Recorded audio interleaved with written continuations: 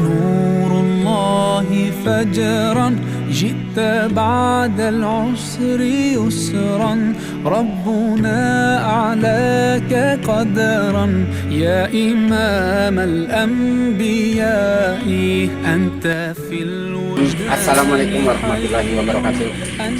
Kami selaku panitia Maulid Nabi Muhammad SAW 1447 Hijriah, pada malam hari ini kita akan melaksanakan di Musola Baitul Hikmah RT 4 RW 1 Desa Kepompongan.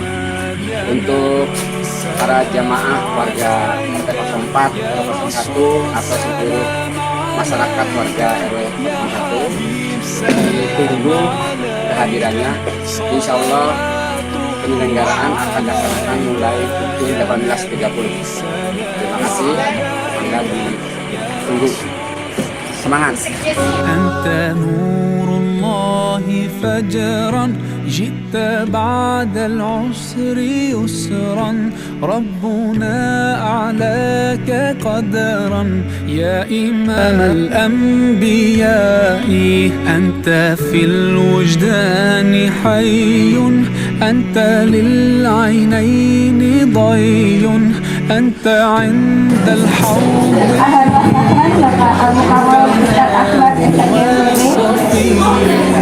يا حبيبي يا محمد. Lanjut kepada acara inti, yaitu Mauzilatul Hasanah yang akan disampaikan oleh Al-Mukarram Ustadz Ahmad SHG MPD. Kepada Al-Mukarram, silahkan.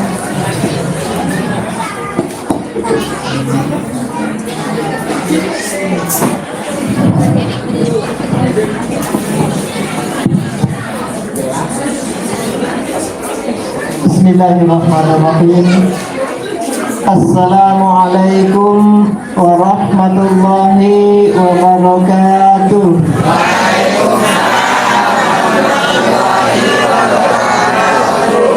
Alhamdulillah alladzi syarrafal anam biwiladati sayyidil anam nabiyina wa syafi'ina wa karimina wa dhukrina wa maulana Muhammad wa ala alihi wa ashabihi ulil kiram, amma ba'd. Faqad qala Allah ta'ala fil Qur'anil Karim wa huwa asdaqul qa'ilin. A'udzu billahi minasy syaithanir rajim.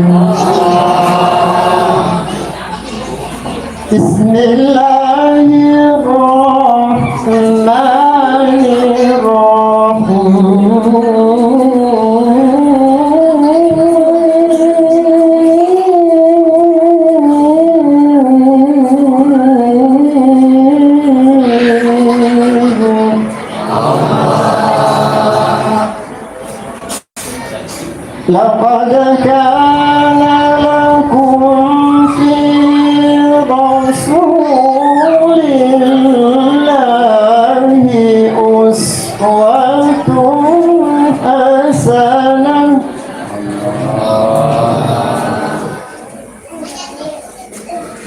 لمن كان يرجو الله واليوم الآخر وذكر الله كثيرا.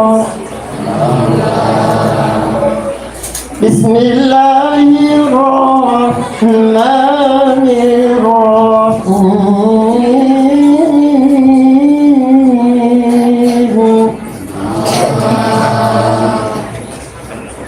وما أرسلناك إلا رحمة للعالمين.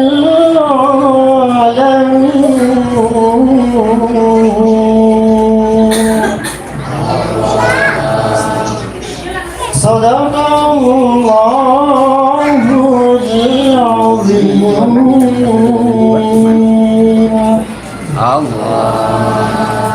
Wa qala Rasulullah sallallahu alaihi wasallam, innama bu'ithtu li utammima makarimal akhlaq. Sadaqa Rasulullah al-Karim wa nahnu ala dzalika minasyahidin wasyakirin. Alhamdulillahirabbil alamin. Yang sangat saya hormati seluruh perangkat dari Ketua RW 04 ya Pak ya. 01 RW 01 RT 4 RW 01 RT 4. ada Bapak BPD Dari BPD, terima kasih Pak, alhamdulillah. Dari RT, Ibu RT apa Pak RT? Pak RT ini Oh Pak RT, Masya Allah, alhamdulillah. Juga tokoh agama, tokoh masyarakat yang tidak bisa saya sebutkan satu persatu, serta yang paling keren, ibu-ibu tim hadroh yang luar biasa banget suaranya. Saya itu memperkirakan acaranya mungkin jam 9-an, jadi telat. Baru berangkatnya kan dari Makassar Bu. Cuma sempat mampir di depan. Juga bapak-bapak sekalian yang berada di luar arena, tapi insya Allah tetap memperhatikan hadirin hadirat rahimakumullah. Sebelum kita lanjut, mau nanya Bu, ibu-ibu sehat? Apa buktinya? ada di sini. Iya, buktinya karena bisa hadir di sini. Kalau yang sakit pasti nggak bisa. Jangankan dirinya sakit, keluarga sakit juga kita pasti nggak mau ninggalin. Makanya kita bersyukur sehat itu paling luar biasa. Dan bukti yang kedua kita sehat adalah jamurannya insya Allah akan nikmat. Tapi nanti ya, belum. Ini boleh dijabur nggak Bu? Boleh. Tapi nggak mungkin. Makanya kalau ada tuh makanan di sini ini variasi. Karena nggak mungkin saya jamur itu ngeliatin. Bukan nggak enak, nggak tega. Nah, Bapak dan Ibu sekalian, yang kedua pertanyaannya Bu, ada yang suka sakit kepala nggak? Yang saya kasih tahu obatnya. Suka sakit kepala Bu? Ada lagi? Vertigo. Yang suka vertigo atau sakit perut atau mah? Mah Bu ya. Kalau penyakit perempuan itu memang mah. Kalau penyakit laki-laki Pak. Jadi kalau penyakit perempuan demam, kalau laki-laki demam. Nah, jadi penyakit itu ada jenis kelaminnya. Baik, saya mau nanya, kenapa ibu-ibu suka vertigo? Kenapa vertigo? Kenapa sakit kepala? Kenapa migrain? Karena suka. Kan saya nanya, siapa yang suka sakit kepala? Saya. Ya kan? Hati-hati dengan doa Bu, dengan ucapan, karena ucapan kita itu doa. Tahu nggak sih, saya itu suka sekali sakit kepala. Ya udah, sakit kepalanya datang terus. Karena kita suka. Makanya jangan menyukai sesuatu yang tidak enak. Bahasanya bagaimana? Ya, jadi bahasanya saya pernah. Jadi dibuat pernah, selesai udah. Selanjutnya saya tidak suka sakit kepala. Yang kedua, apa yang membuat kita sakit kepala? Terlalu banyak pikiran. Ibu-ibu lebih banyak pikiran atau lebih banyak berpikir? Nah, itu masalahnya. Sebab beda banyak berpikir dengan banyak pikiran. Kalau banyak berpikir, insya Allah banyak solusinya. Bapak dan Ibu sekalian, malam ini kita bermaulid. Maulid itu apa Bu? Apakah kita akan membicarakan tentang Nabi Muhammad lahirnya di tahun gajah? Nah, saya pengen ngajak ibu-ibu dan bapak-bapak kita berpikir bahwa kalau maulid itu jangan hanya membicarakan bagaimana Nabi Muhammad lahir di tahun gajah, bagaimana akhlaknya Nabi Muhammad. Sebab 1000 kali kita bicarakan akhlaknya Nabi Muhammad memang keren. Yang penting kita bicarakan itu akhlak kita saat ini dengan lahirnya Nabi Muhammad. Maka saya sering mengistilahkan Maulid itu bukan memperingati lahirnya Nabi, tapi memperingati lahirnya akhlak Nabi pada diri kita. Sebab ibu setiap hari mendengarkan bagaimana kisahnya Nabi, tapi kita gak pernah berubah, gak berubah. Kita ngumpul menceritakan, ya Allah, rumah Pak Anu itu bersih banget, rumah Bu Anu ya Allah rapi banget. Kita cuma sibuk membicarakan rapinya rumah Bu Anu, tapi kita sendiri nggak pernah nyapu, bersihnya rumahnya Bu. Enggak. Maka yang utama itu kita dengarkan dan kita lihat bagaimana rapinya dan rajinnya Bu Anu nyapu, sambil kita nyapu juga, insya Allah bersih. Ibu-ibu ngumpul, kemudian lihat orang yang latihan senam, sampai seharian ngumpul ngeliatin orang video orang yang senam. Kira-kira ibu keringetan nggak? Enggak. Kenapa? Karena cuma nonton. Maka ketika kita hanya sibuk untuk melihat orang lain, sibuk mendengarkan yang dilakukan orang, nggak akan berubah bagi kita. Maka yang perlu itu, setelah tahu orang lain begitu, ya ayo kita berubah. Nah, alhamdulillah kita belajar kepada Nabiullah Muhammad SAW bagaimana akhlaknya untuk kita tiru. Karena ayatnya laqad kana lakum fi Rasulillahi uswatun hasanah. Kita itu cuma disuruh nyontoh, nggak usah bikin-bikin dewe, nggak usah. Sudah ada patronnya, sudah ada polanya. Kalau pengen belajar jahit ke Pak Abidin sudah ngasih polanya, ya jangan bikin pola lain, nanti hasil jahitannya lain. Makanya ikuti polanya, gitu, insya Allah hasilnya sesuai keinginan. Nah, kita dididik untuk bagaimana menjadi orang tua yang baik. Sudah ada pendidikan pola dari Nabi. Ibu-ibu ada yang punya anak kecil enggak?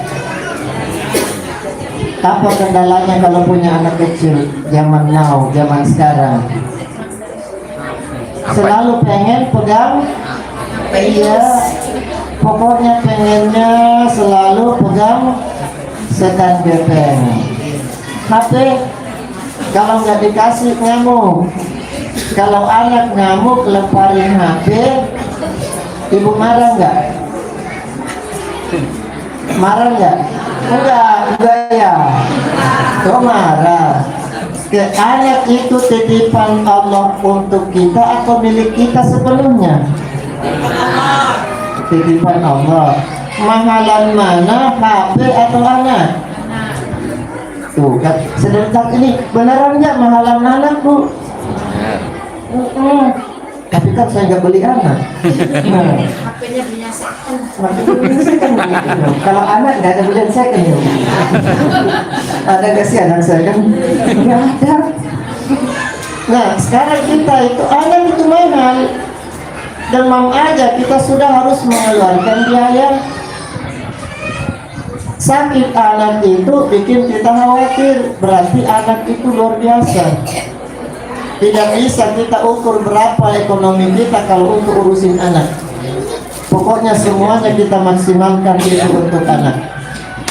Tapi coba lihat, kita katanya senang dan sayang sama anak, tapi begitu anak melakukan kesalahan ringan banget, tangan kita jewer. Kita itu kalah sama iblis Bu. Iblis kan gak ada yang jewer anaknya.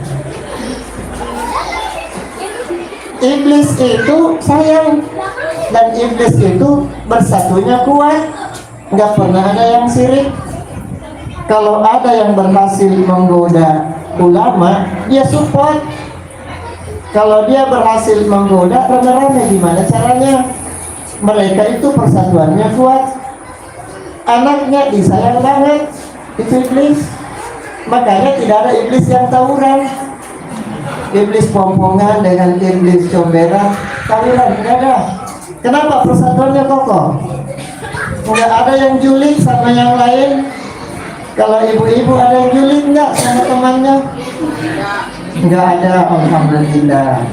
Pokoknya apalagi ibu-ibu di majelis taklim Baitul Hikmah insya Allah kompak. Amin. Terbukti dari suara gendangnya. Beda-beda fungsinya, beda-beda ininya, tapi iramanya satu. Itulah bukti kekompakan. Nah, kembali kepada anak-anak, bagaimana caranya kalau anak itu ngamuk dan lain-lain. Ini solusi kan zaman sekarang itu yang paling susah nundukkan anak supaya bisa nurut. Makanya kembali kita belajar pada iblis. Iblis itu jangan dibenci sepenuhnya. Rabbana ma khalaqta hadza batila, ya Allah, tidak ada yang menciptakan sia-sia. Iblis saja kita belajar. Iblis itu lembut, tidak pernah berteriak. Maka kalau kita pengen anak itu nurut, belajar pada iblis. Pernah nggak ada yang diteriakin sama iblis? Nggak ada. Iblis ngelarang kita sholat itu nggak pernah teriak, aja sholat subuh aja, enggak. Tapi alladzi yuwaswisu fi sudurin nas. Iblis itu berbisik. Oh, jadi kalau ibu pengen anaknya nurut, berbisik. Sayang, jangan begitu. Yang kedua, Bu, kembalikan anak ke fitrahnya. Fitrahnya anak dari mana, Bu? Dari pelukan. Kan anak itu ada karena hasil pelukan. Iya, Bu. Nggak ada suami istri tendang-tendangan tiba-tiba hamil. Enggak. Adanya anak itu istri ngandung karena sebelumnya bapak ibunya pelukan. Jadi dia lahir dari kasih sayang. Maka kalau anak-anak suka ngamuk, suka ngambek, kuncinya cuma satu, Bu, peluk aja anaknya.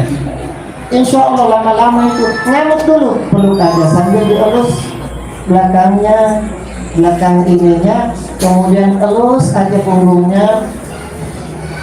Jangan ngamuk ibunya. Nah, lama-lama itu, maaf ya Mas, maaf Dedek hak hilang.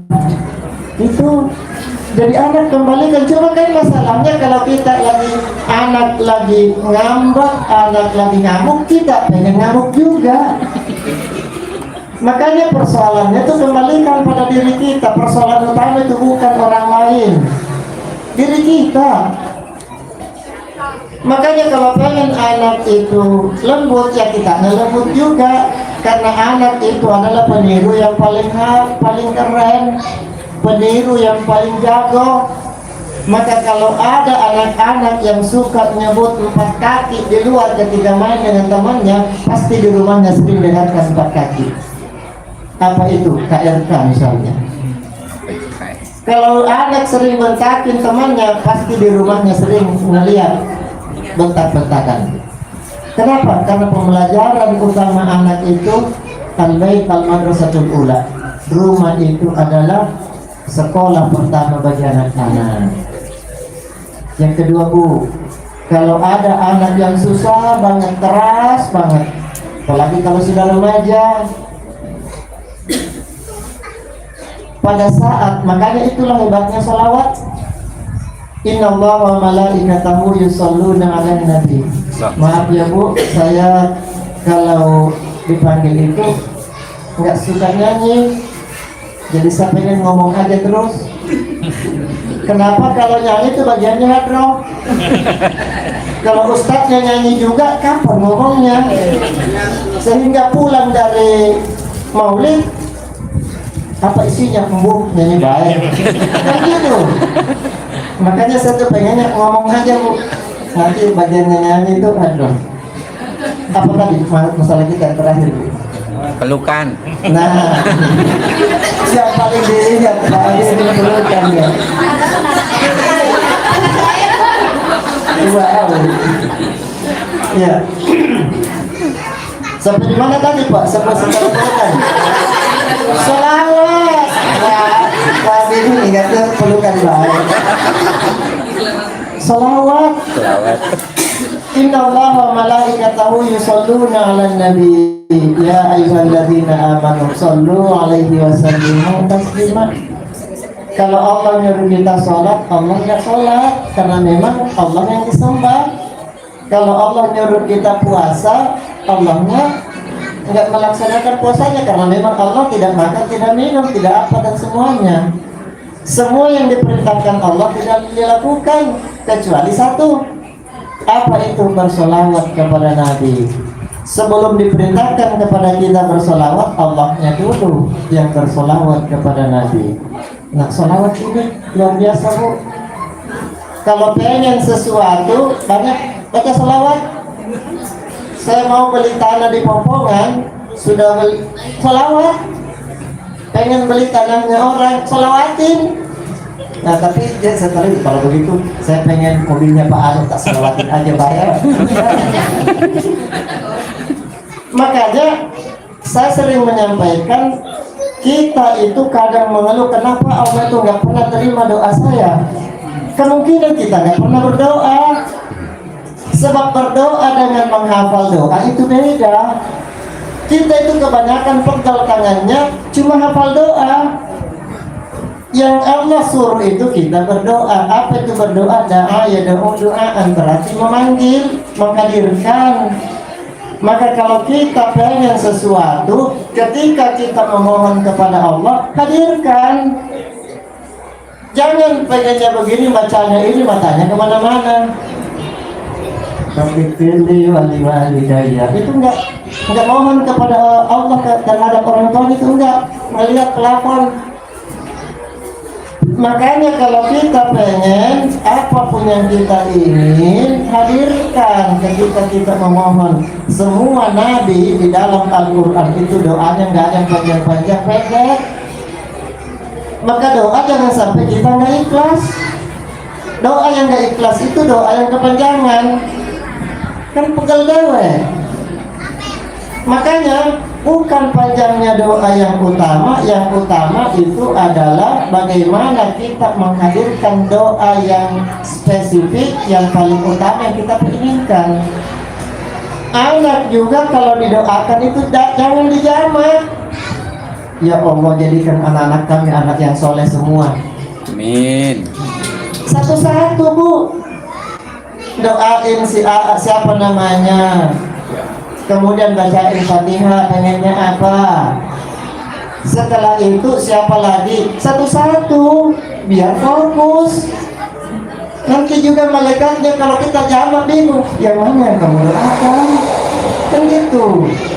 Jadi satu-satu, insya Allah, Bu.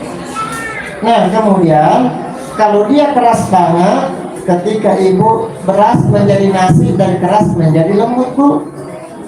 Ada nggak di sini yang setiap hari makannya beras? Nggak ada kan, Bu? Nasi itu dari beras. Nah, pada saat makanya kita itu perlu sadar, apapun yang dilakukan sadar. Ketika ibu nyuci beras ini kan untuk dimakan bersama. Anak-anak saya nggak ada keras, Pak Ustadz. Ya udah, barangkali bapaknya, suami, pokoknya siapapun itu ketika ibu nyuci beras, baca sholawat, kemudian bersihin berasnya itu, diaduknya dari seperti tawaf, dari kanan ke kiri, seperti orang yang mengelilingi Ka'bah. Kita itu ngaduk teh, ngaduk kopi dari kiri ke kanan, kebalik. Tata surya saja itu beredar, berputar seperti edaran orang yang melaksanakan tawaf. Di dalam tubuh kita, sel ini beredar di dalamnya itu tawaf. Jadi dari kanan ke kiri, Allahumma sholli ala sayyidina Muhammad. Kemudian berdoa, ya Allah, beras ini keras, tapi akan menjadi nasi yang lembut. Ya Allah, siapapun yang makan beras ini, nasi ini nantinya lembutkan hatinya, ya Allah. Kalau ada anak dikhususkan, Bu, yang keras, kan anak itu misalnya 5, tidak semuanya keras. Ada yang nurut, ada yang keras banget. sebutkan, khususkan anak yang keras itu, ya Allah, si ini lembutkan hatinya Allah. Allahumma sholli ala sayyidina Muhammad.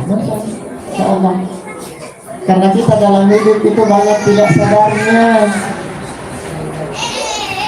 Allah itu jauh apa dekat, Bu? Dekat. Seberapa dekatnya Allah? Sedekat kita. Masya Allah. Ya, jadi Allah sendiri yang jawab. Wa nahnu aqrabu ilaihi min hablil warid. Aku tuh lebih dekat daripada urat leher manusia. Saking dekatnya kita nggak kenal. Kenapa? Karena kita nggak sadar.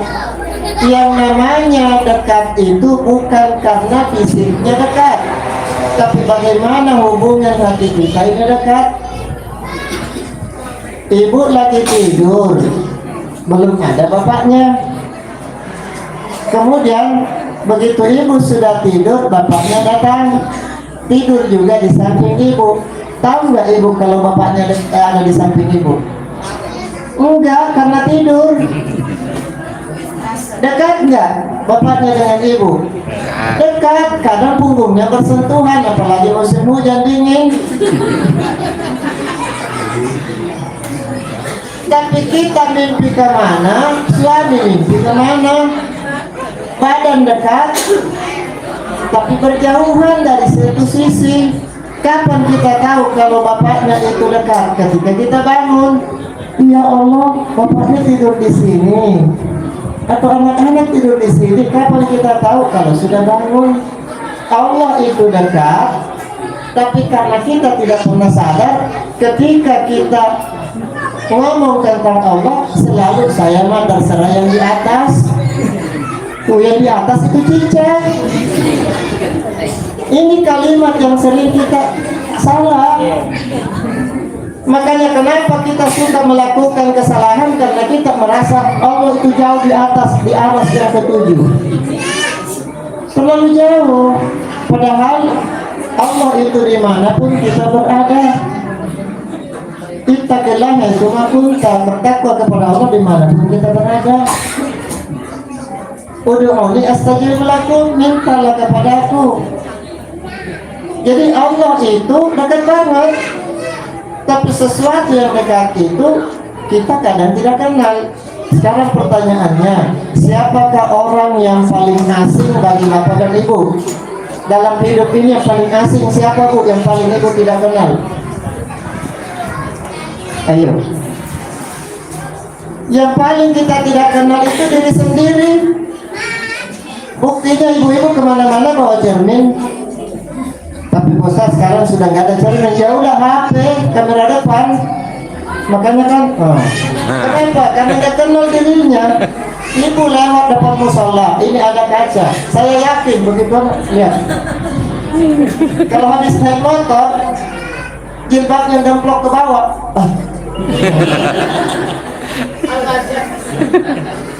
Kita itu paling nggak kenal diri kita.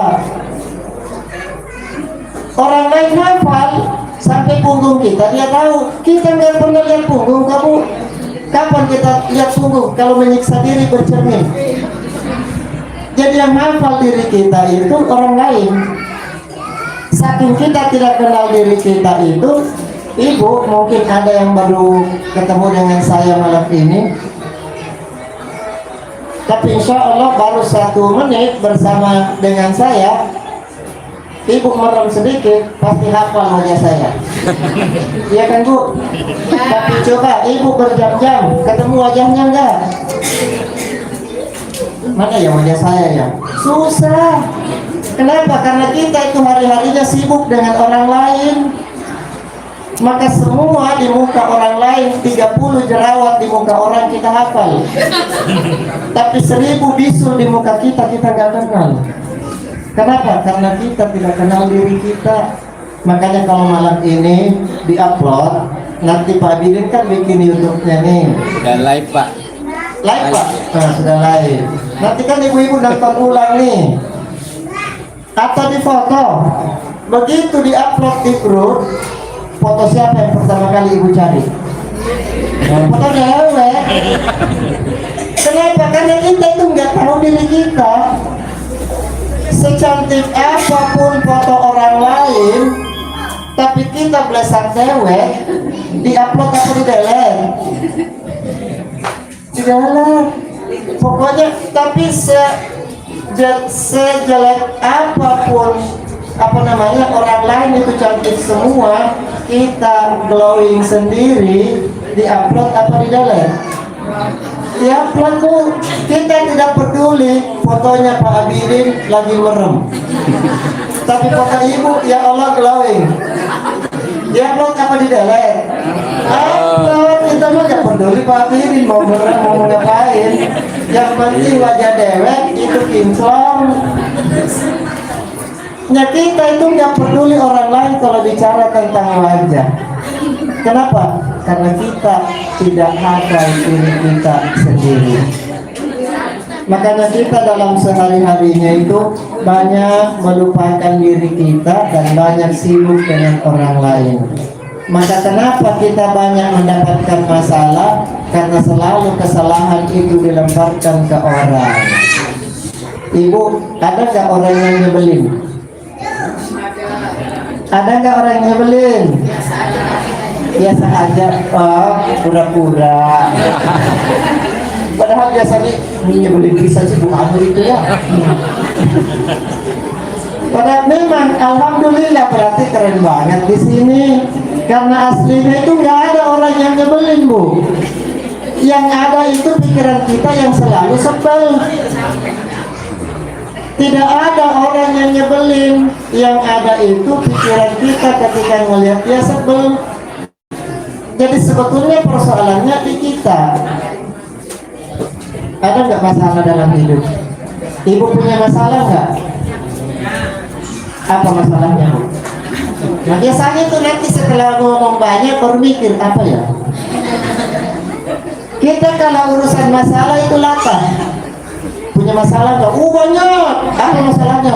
Apa ya? Nah, itu keder. Kenapa? Karena kita sendiri tidak tahu masalah kita, tapi dibuat ada. Karena sebetulnya masalah itu nggak ada. Yang ada adalah keinginan kita tidak sesuai kenyataan. Kita terlalu banyak nuntut.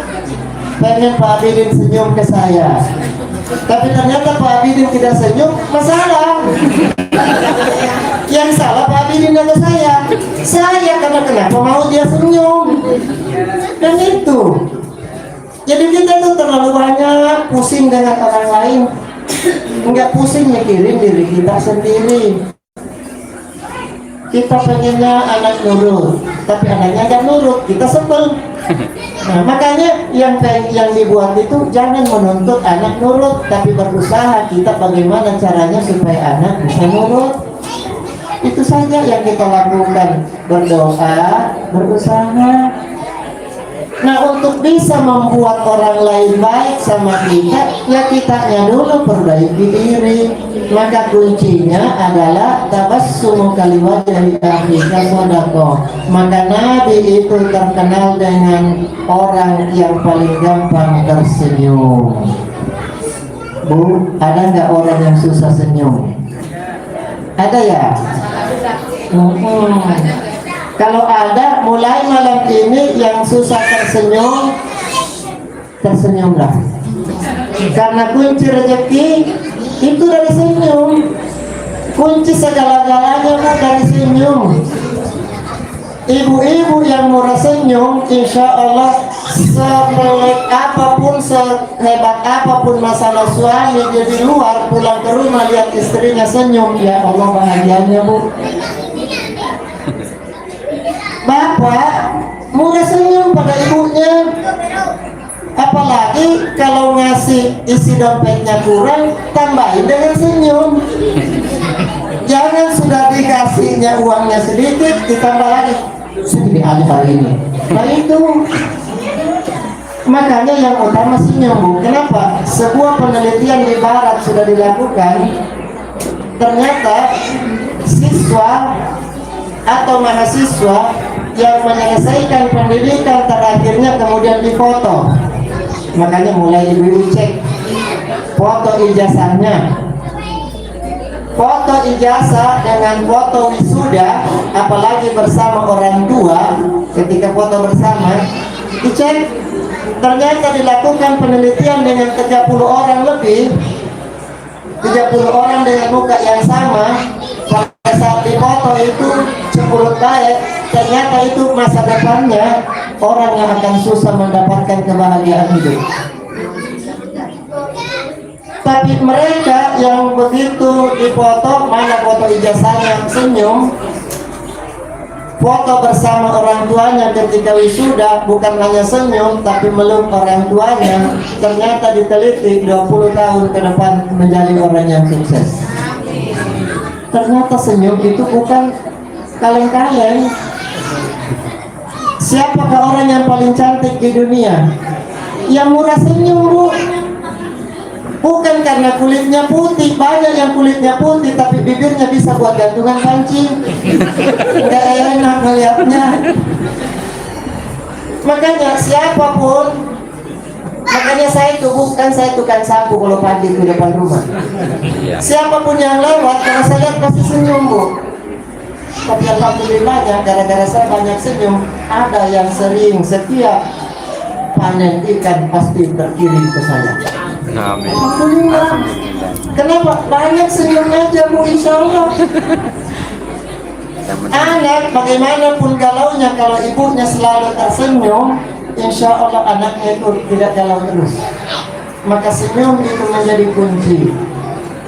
Pertanyaannya, siapakah orang yang paling sehat di dunia, Bu? Orang gila. Orang yang paling sehat di dunia itu orang gila. Sapu, tidak ada penyakit berat-berat yang kena orang gila. Enggak ada orang gila diabetes.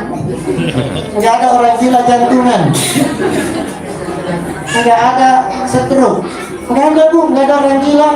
Penyakit orang gila itu cuma PKK, panu, kadas, kurat. Kenapa? Coba lihat. Ternyata kita lihat orang gila makan berebut dengan lalat hijau, bahkan ada belatungnya, dia makan dengan senyum, nggak pernah protes. Kita tiap hari makannya rendang, makannya ini, tapi melupai rendang maling. Tuh. Jadi persoalannya bagaimana kita nerima makanan. Nggak ada orang gila makan dari tempat sampah itu sakit perut, nggak ada. Kamu atlet uyut ya? Enggak. Enggak ada orang gila sakit perut karena makan makanan basi. Kita nasi dingin aja bisa sakit perut. Kenapa? Karena nggak bersyukur. Nasi dingin maling. Kan yang penting nggak basi. Dan kalau pengen menghindar dari penyakit diabetes, jangan sering makan nasi panas. Maka yang paling bagus itu nasi yang didinginkan. Di Magicom jangan sampai lebih dari 6 jam. Kalau sudah lebih dari 6 jam, apalagi sudah menguning, lebih bagus nggak usah dimakan. Kenapa? Itulah pemicu diabetes yang paling ampuh. Makanya kenapa zaman sejak ada rice cooker pemanas Magicom, itu diabetes semakin bertumbuh. Karena disitulah persoalannya. Orang tua dulu ada nggak yang begitu diabetes dan lain-lain? Enggak.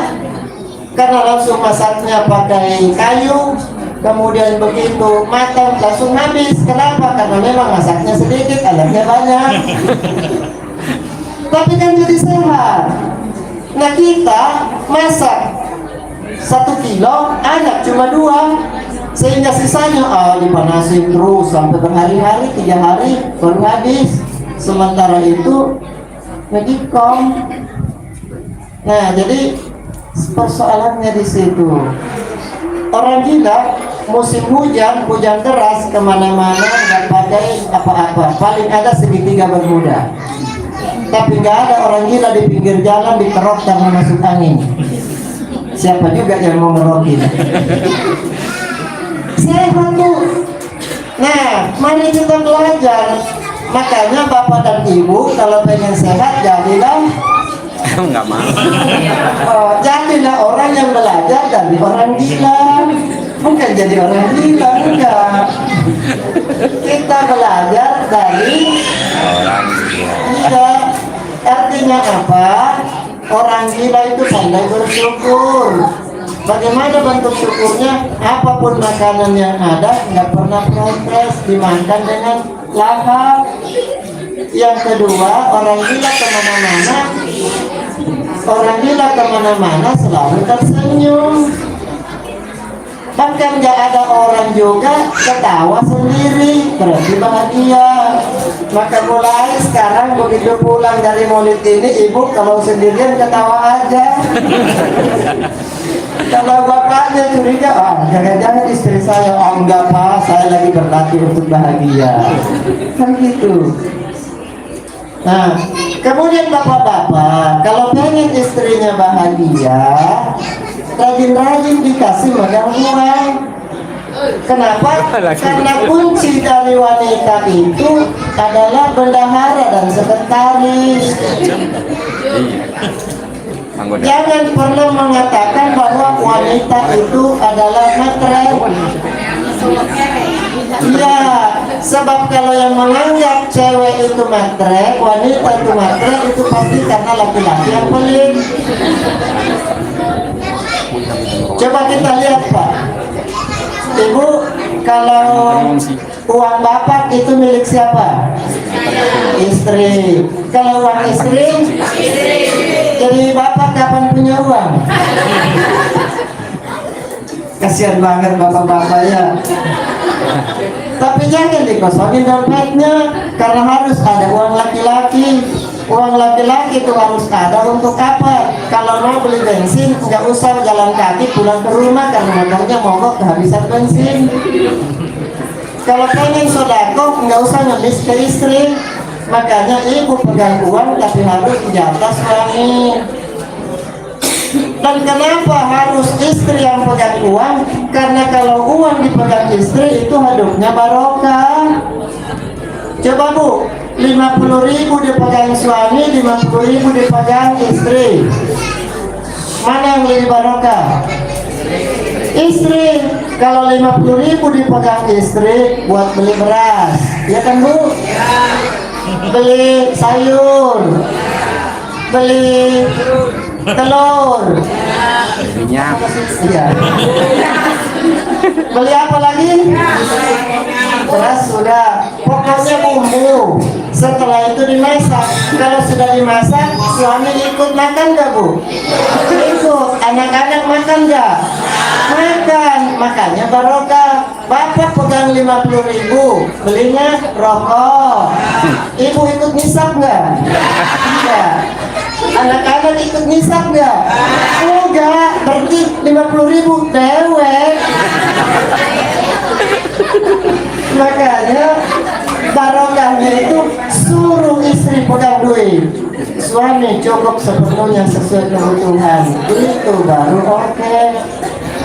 Makanya kalau ada rumah tangga ekonominya susah, cek bagaimana dia memperlakukan istrinya. Bu, sering saya sampaikan ke anak muda.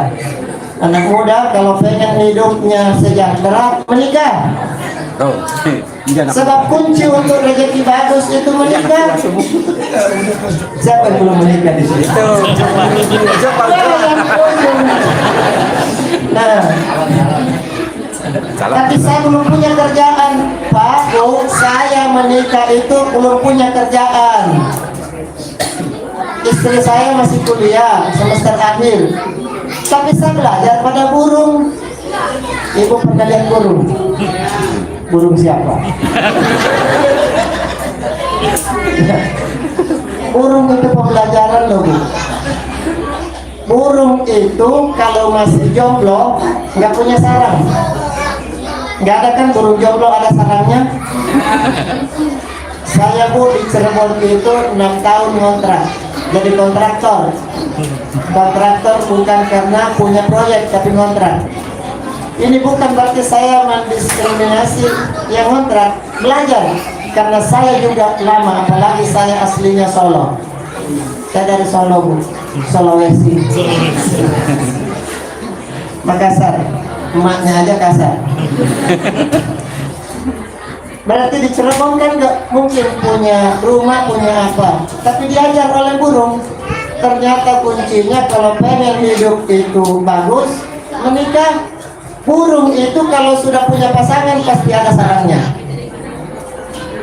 Dan kenapa semua yang di dalam Al-Quran terkait dengan kesuksesan, baik sukses secara ekonomi ataupun sukses di dalam membina rumah tangga, Allah itu selalu menggambarkannya burung.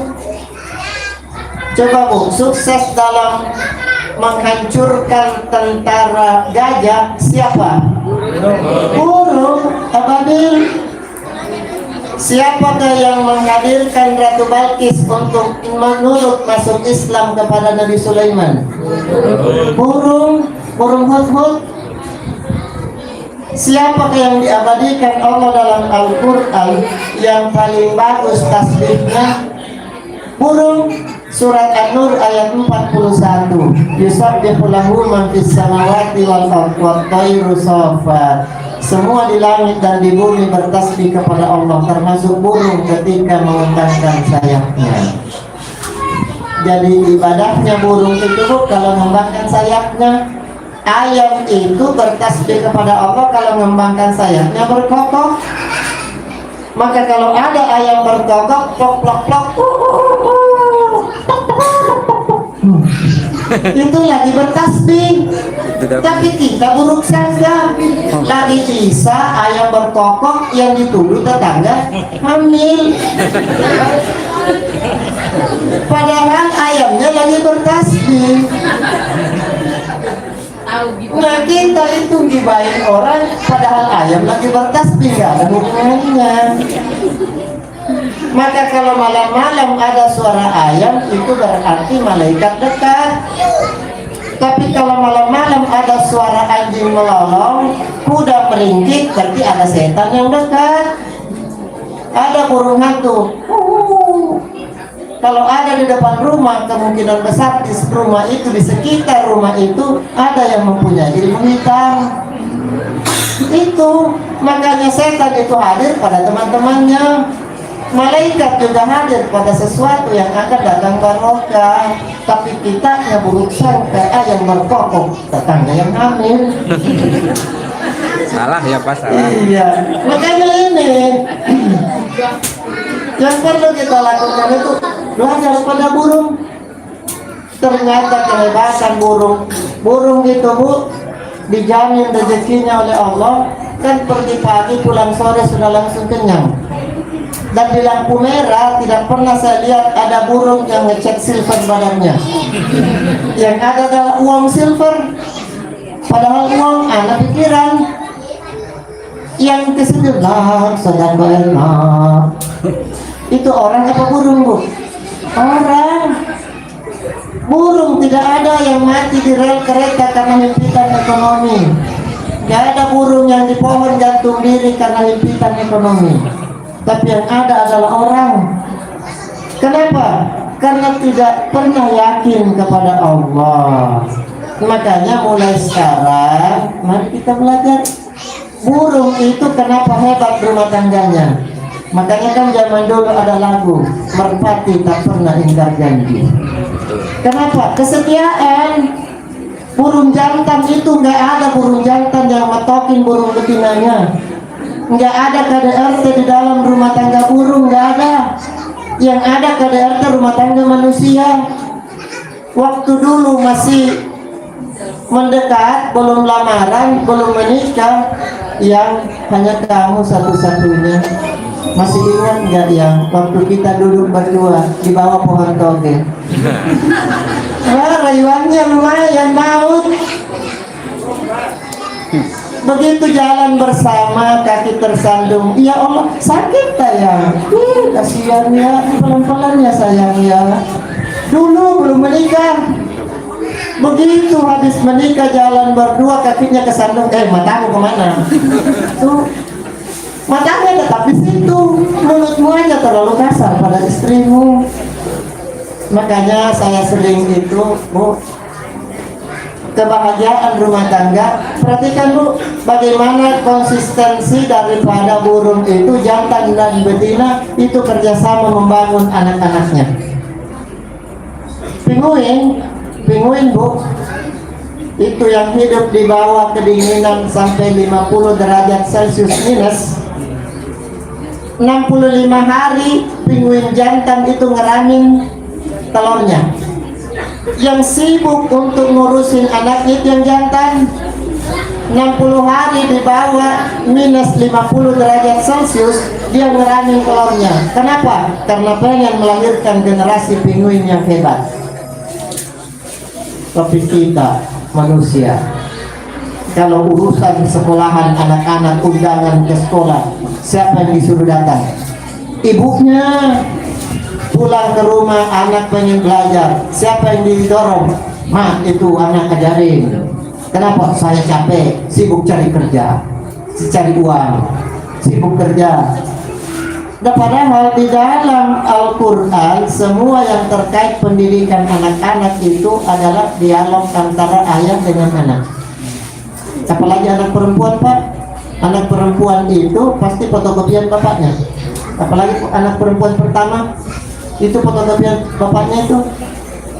Kalau bapaknya malas mandi, cek anak perempuan pertamanya Bu, pasti nurut kayak. Maka kenapa? Karena idola anak pertama perempuan itu bapaknya, dan anak laki-laki itu idolanya ibunya. Nah, makanya cara belajar untuk anak laki-laki dan perempuan juga beda. Kalau anak perempuan itu cenderung kutu buku, tapi kalau anak laki-laki senangnya lari-larian. Makanya ibu-ibu kalau anaknya laki-laki jangan suruh baca buku, berat itu. Ibu pasti ngamuk terus. Kenapa? Karena dia senangnya lari. Maka sambil dia mainan lari-lari, ibu bacain pelajarannya. Insya Allah nanti ditanya itu masuk. Kenapa? Karena memang senangnya anak laki-laki itu sambil beraktivitas. Kalau anak perempuan itu senangnya membaca. Makanya yang banyak kutu buku itu, rajin baca itu anak perempuan. Tapi kita menganggap anak itu belajar kalau di depannya ada buku.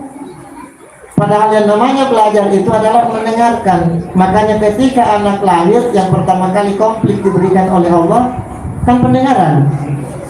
Wa ja'ala lakumus sam'a wal absara wal af'idah. Modal ilmu itu 3, pendengaran, penglihatan, akal pikiran. Di mana letaknya ini? Ini leher ke atas semua. Pendengaran kita di sini, penglihatan kita di sini. Kemudian pikiran ada di mana? Hardware-nya namanya otak, software-nya namanya pikiran. Leher ke atas semua. Maka kalau hidup kita hanya sibuk dengan leher ke bawah, itu binatang. Makanya disebut al-insan hayawanun natik. Manusia itu hewan yang berpikir. Artinya apa? Dari leher ke bawah itu hewan, leher ke atas itu berarti manusia. Karena manusia modal utama diberikan Allah itu pendengaran, penglihatan, pikiran. Untuk apa? Untuk mengolah hidupnya lebih baik. Jadi kalau hidup kita hari-hari hanya sibuk untuk mencari makan, apa yang dimakan hari ini, apa yang bisa diminum hari ini, setelah itu tidur, berarti kita masih hewan secara umum.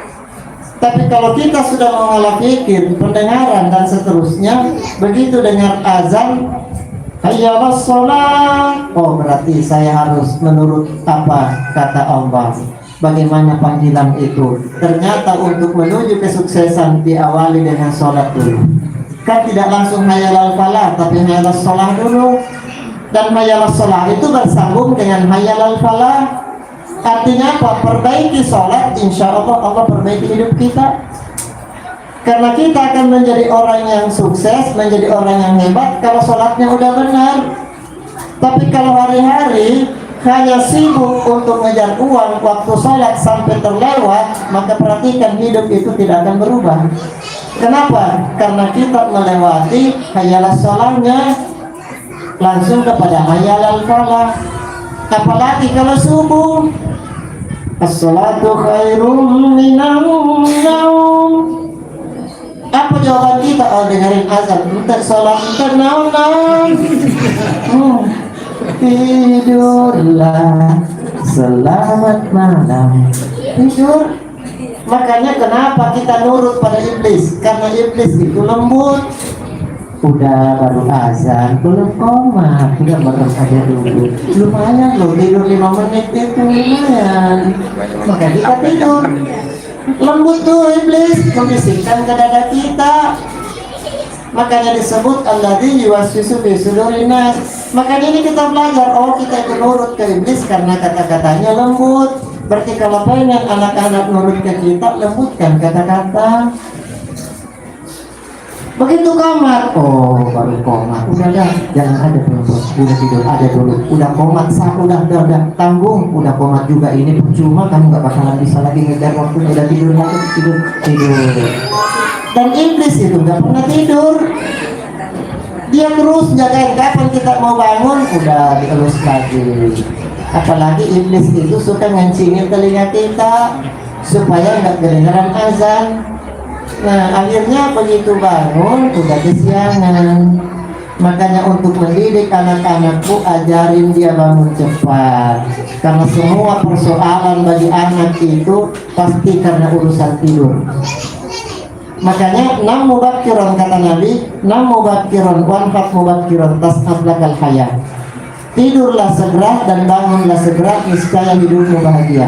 Berarti kunci tidur, kunci bahagia ada di tidur. Saya puluhan tahun jadi wali kelas, Bu. Dari tahun 2004-an sampai sekarang hari ini jadi wali kelas. Semua persoalan anak-anak yang bermasalah itu pasti karena urusan tidur.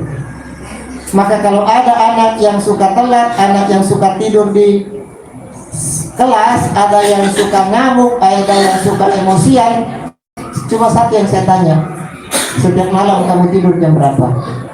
Jam 1 Pak, jam 2. Ngapain? Main game. Itu kalau anak tidurnya telat pasti bangunnya susah. Anak yang bangunnya susah itu pasti pola hidupnya, pola pikirnya sumbu pendek. Kenapa? Jiwanya tidak stabil. Anak yang dibangunin begitu bangun langsung kaget, ngeliat jam, langsung mandi 1 gayung, kemudian lari ke sekolah. Nyampe di sekolah itu pasti kerjaannya melanjutkan tidur. Makanya ngatur anak itu cuma satu aja, atur tidurnya aja, udah. Anak yang bagus cek masa tidurnya, yang cepat tidurnya, cepat bangunnya, pasti lebih tenang hidupnya. Jangankan anak-anak Pak Bu, kita juga orang dewasa cek aja. Yang bangunnya selalu kesiangan itu pasti banyak ngelamun. Yang bangunnya kesiangan itu pasti banyak nyolot, melotot. Makanya kuncinya kalau kita pengen hidupnya tenang, urusan tidur aja. Maka orang kenapa kalau selalu bangunnya kesiangan itu pasti suka nyolot, suka emosi. Dibangunin sama ibunya aja, bangun, langsung melotot ke ibunya. Dan bahkan ada anak begitu dibangunin langsung banjok ibunya. Persoalan tidur. Makanya kalau anak bermasalah di sekolahnya pasti yang perlu dicek cukup tidurnya saja. Kalau tidurnya sudah bisa dikelola, insya Allah selanjutnya lebih gampang lagi. Yang perlu dibaguskan itu adalah bagaimana kondisi jiwanya. Kejiwaan seseorang itu sangat teratur dari persoalan tidur. Makanya kenapa panggilan di azan itu dimasukkan as-salatu khairum minan naum. Salat itu lebih baik daripada tidur. Karena ternyata orang tidak pernah cukup dengan tidur.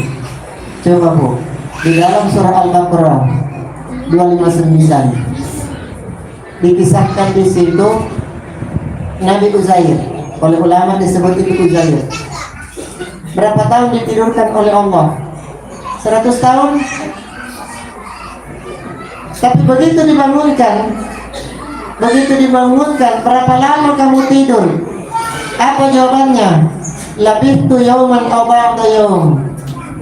Kalau enggak sehari, setengah hari. Padahal 100 tahun tidurnya Bu.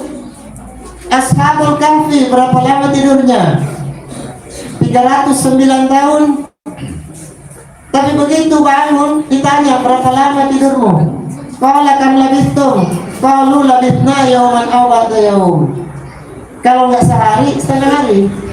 Berarti yang ditidurkan 100 tahun, yang ditidurkan 309 tahun, sama jawabannya. Kalau nggak sehari ya setengah hari. Berarti intinya tidak ada orang yang cukup kalau bicara dengan tidur. Apalagi kita cuma berapa jam tidurnya. Habis nonton bola, malam ini timnas ya, setengah 9, setengah 10. Nah, berarti sudah ada ya. Nah, Bapak dan Ibu sekalian, makanya kalau sudah kita atur anak-anak dari persoalan tidurnya, insya Allah kesananya itu gampang diatur. Nah, malam ini kita bermaulid, kita belajar. Yang pertama dulu kita olah diri kita dulu. Makanya saya sering menyampaikan bahwa persoalan utama itu adalah kita sadar dulu. Sadar bahwa Allah itu dekat. Nahnu aqrabu ilaihi min hablil warid. Aku tuh lebih dekat daripada urat leher manusia. Berarti dimanapun kita berada, kita sadar Allah itu membersamai kita. Karena Allah bersama kita, berarti apapun yang kita minta tidak akan pernah luput daripada ijabah Allah kalau kita memintanya dengan sadar. Makanya Bapak dan Ibu sekalian, bangun komunikasi yang baik suami istri, insya Allah. Bapak kalau pengen istrinya bahagia, maka kita belajar pada nafas. Kita belajar pada nafas, bahwa nafas itu bukan hanya ada masuk tapi ada keluarnya. Kalau kita bernafasnya masuk aja berarti kembung dan kita sesak. Nyamannya itu kalau ada dikeluarkan. Bu mau nanya, kita kalau meninggal itu nafas terakhir masuk apa keluar? Kalau kita terakhir ini, kita meninggal nih, nafas terakhir itu lagi masuk apa lagi keluar? Silakan dipikirkan Bu, saya minum dulu.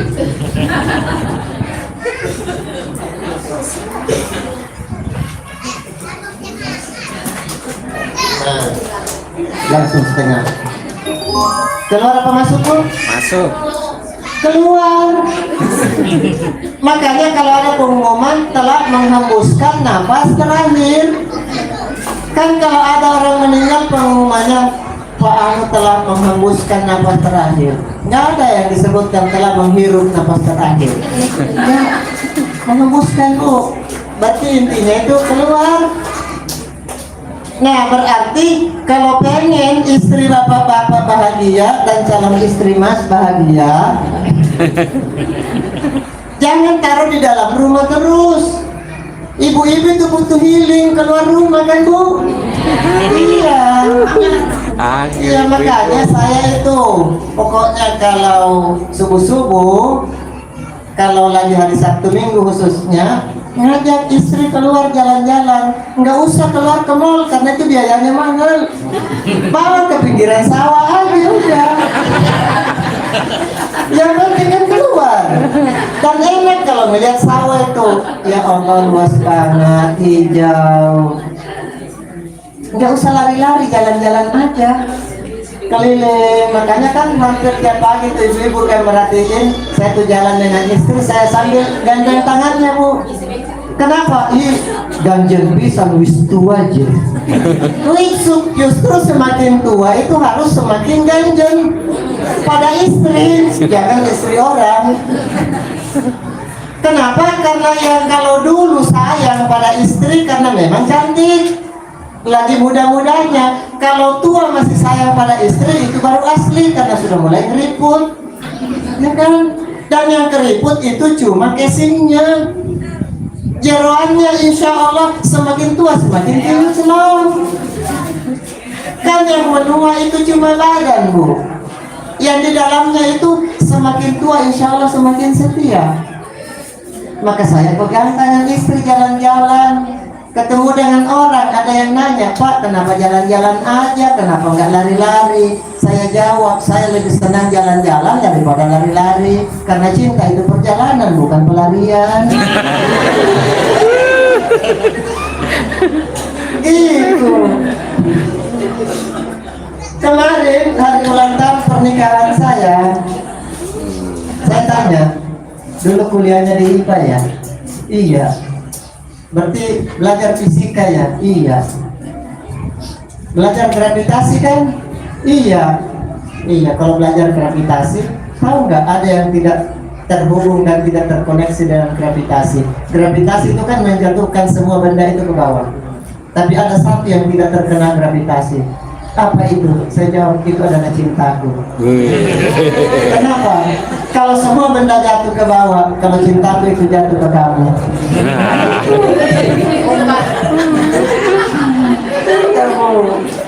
Makanya aja, dan ketika kita keluar itu kan enak. Ini juga pembelajaran loh. Kalau pengen ekonomi bagus, kita tidak susah dalam hidup, harus banyak keluarnya.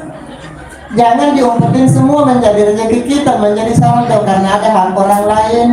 Apapun yang kita miliki, insya Allah itu ada hak orang lain. Kalau kita malas memberi, itu jadi penyakit harta kita. Ibu-ibu rajin makan, tapi kalau nggak bisa keluar, sehat ya Bu? Malam ini makan pisang satu kandang, satu sisir. Ada jeruk, saya habisin lagi semua ini. Pagi-pagi nggak bisa keluar. Ya. Apapun yang kita makan, kita disebut sehat itu kalau lancar keluarnya kan Bu? Maka pemasukan ada disebut makan, pengeluaran ada disebut buang air. Air besar atau air kecil. Kita minum berapa botol tapi nggak bisa kencing, itu sakit. Maka sebanyak apapun rezeki yang Allah berikan pada kita, kalau cuma dijadikan saldo, nggak berbagi kepada orang, jangan kaget suatu saat ada hal yang membuat saldo itu terkuras. Bisa jadi Allah kasih penyakit, dari penyakit itu habis untuk berobat, saldo yang kita tumpuk akhirnya nol. Kenapa? Karena kita malas mengeluarkan 2,5% yang menjadi hak orang lain. Makanya rezeki itu sehat karena ada keluarnya. Kita juga menjadi sehat karena ada keluarnya. Makanya masuk bagus, keluar bagus. Tapi masuknya normal, keluarnya normal juga. Karena ada yang lancar keluarnya, tapi tidak sehat. Itu namanya mepret. Artinya apa? Kalau harta ada yang masuk tapi keluarnya lancar tidak sehat, bisa jadi karena ikut judi online. Itu lancar keluarnya tapi tidak sehat, makanya sakit. Ikut pada hal-hal yang tidak diinginkan dan tidak sesuai dengan Islam, itu tidak sehat. Nah, makanya ibu sekalian, kita harus pandai melihat dan memperhatikan apapun yang ada dalam kehidupan. Terakhir Bapak dan Ibu sekalian, sebab kalau terlalu panjang nanti lupa semuanya. Saya mau nanya, sengaja saya minum setengah gelas. Ini gelasnya setengah isi apa setengah kosong? Ayo Bu, yang mana yang benar? Setengah isi apa setengah kosong? Setengah isi. Setengah kosong bukan Bu? Setengah kosong? Coba Bu angkat tangan setengah kosong setengah isi. Iya. Kalau saya ini kan penuh ya. Kalau saya tuang semua airnya, umpamakan aja kalau saya buktikan semuanya nanti basah di sini. Kalau ini saya buang semua airnya, botolnya penuh apa kosong? Kosong. Berarti kita itu lebih senang melihat kosong. Padahal ini tidak akan pernah kosong Bu. Kalau ini saya tuang airnya semua, itu yang berganti partikelnya. Jadi tetap penuh. Maka botol itu tidak pernah kosong. Yang ada itu sudut pandang kita yang kosong. Makanya kalau saya tuang airnya sampai habis, kembali botol ini akan penuh. Partikel air berganti partikel udara. Tapi kenapa kita mengatakan kosong? Karena kita tidak melihat udaranya. Kita itu kalau tidak melihat sesuatu nggak percaya. Makanya meskipun Nabi mengatakan sholat sunnah 2 rakaat sebelum subuh itu melebihi dunia serta isinya, apakah ketika subuh kita berlomba-lomba ke masjid? Enggak. Di masjid paling 1-2 orang, 3 paling enggak cukup 1 shot. Kenapa? Karena meskipun Nabi mengatakan dunia serta isinya, tapi kita nggak ngelihat, nggak percaya. Tapi coba besok mulai hari Minggu, besok hari Minggu ya, Pak Didin bikin pengumuman. Bapak dan Ibu warga Baitul Hikmah, minggu depan tanggal 21 akan diadakan gerak jalan santai. Hadiahnya 10 Kijang Innova, 5 Fortuner, 7 Kawasaki Ninja. Kira-kira ada nggak yang datang ke sini, Bu? Subuh, siapa yang sholat subuh di Masjid Baitul Hikmah, di Musola Baitul Hikmah, akan disiapkan 5 Fortuner, 7 Pajero, 8 Kawasaki Ninja, 10 Kijang Innova. Ada nggak yang datang sholat ke sini, Bu? Banyak. Pokoknya dari maghrib sudah nggak tidur. Aja turu cung, ada turu. Entar telat tanginan. Nah itu kenapa? Karena Fortuner kelihatan, Pajero kelihatan. Semua kita itu percaya kalau kelihatan.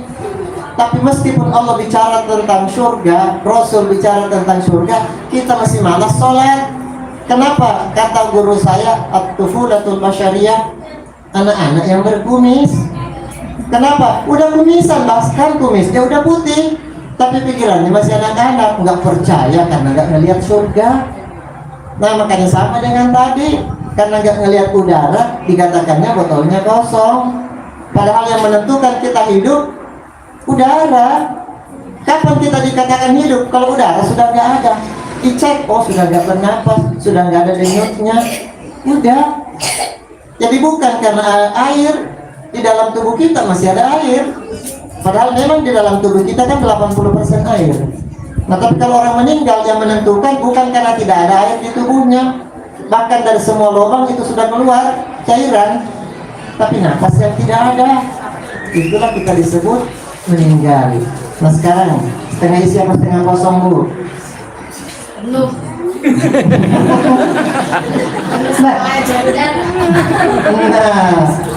Nah ini kalau ada yang mengatakan setengah isi, itu benar. Yang mengatakan setengah kosong juga benar. Dua-duanya benar. Tapi disinilah kita ngelihat bagaimana cara pandang kita dalam kehidupan. Kita itu ngelihat anak-anak, banyak yang ngelihat anaknya setengah isi, alhamdulillah. Tapi ada yang ngelihat anaknya setengah kosong.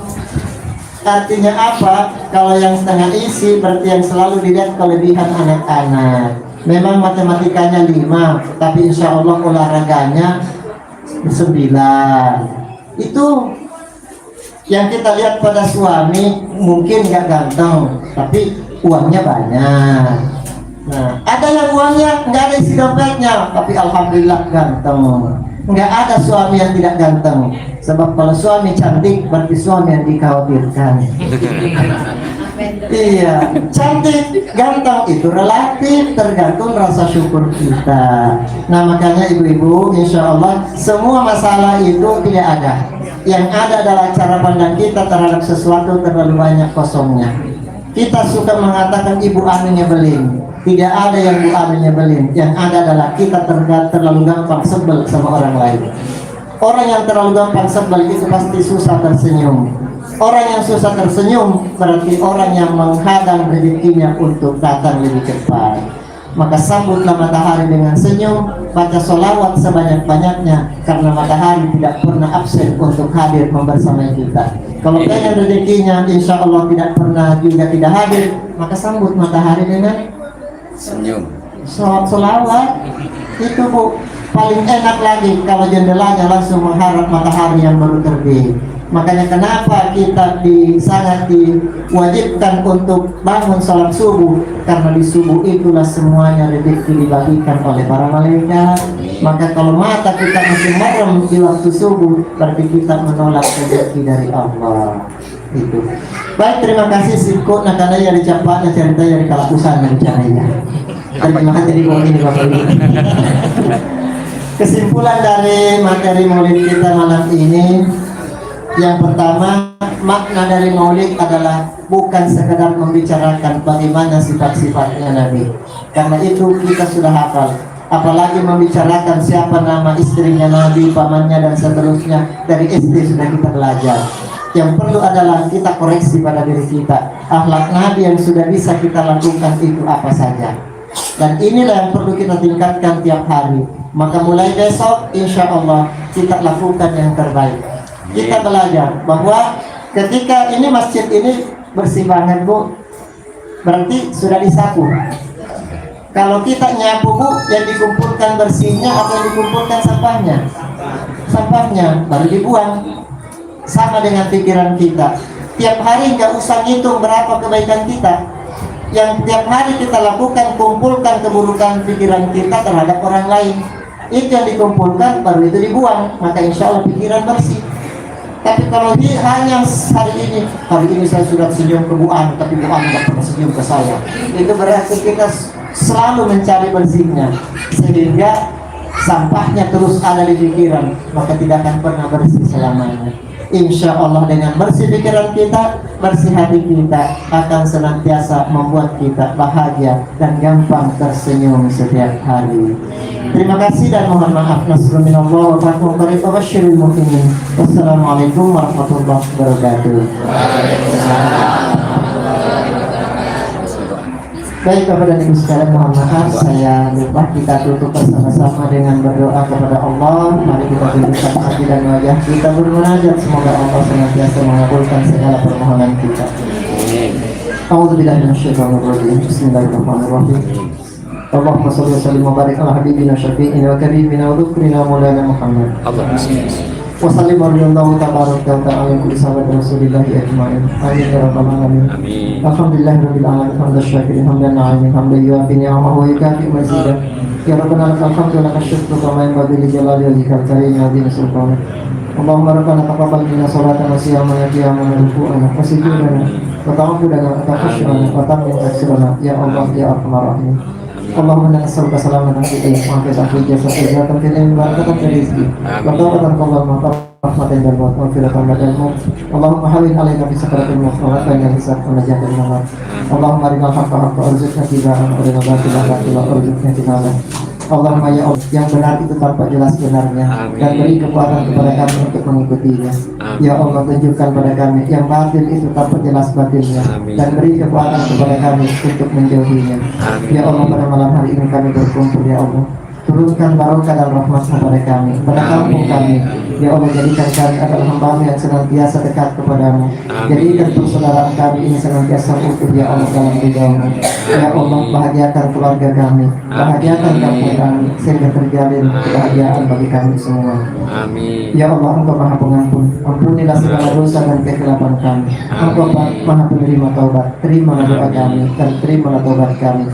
Rabbana atina fid dunya hasanah wa fil akhirati hasanah wa qina adzabannar. Subhana rabbika rabbil izzati amma yasifun. Wa salamun alal mursalin. Walhamdulillahi rabbil alamin. Bi barakatil Fatihah.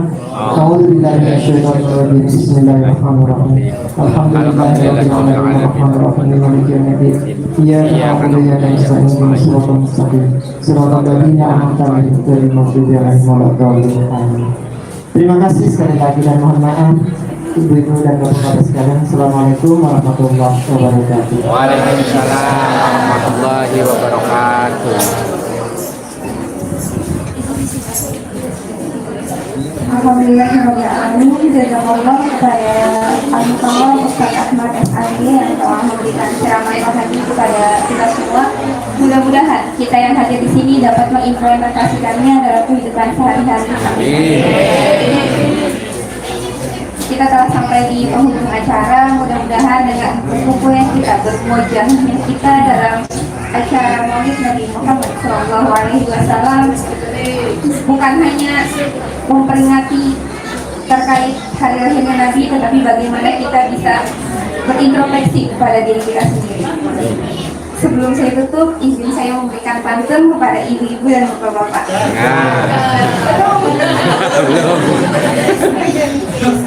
Burung terbang tinggi ke angkasa, menyambut hari penuh berkah dan mulia. Terima kasih sudah bersama. Semoga berkah Nabi selalu menyertai kita. Saya selalu membawa acara kami undur diri. Wassalamualaikum warahmatullahi wabarakatuh. Waalaikumsalam warahmatullahi wabarakatuh. أنت نور الله فجرا جئت بعد العسر يسرا ربنا أعلاك قدرا يا إمام الأنبياء أنت في الوجدان حي أنت للعينين ضي أنت عند الحوض ري، أنت هاد وصفي يا حبيب.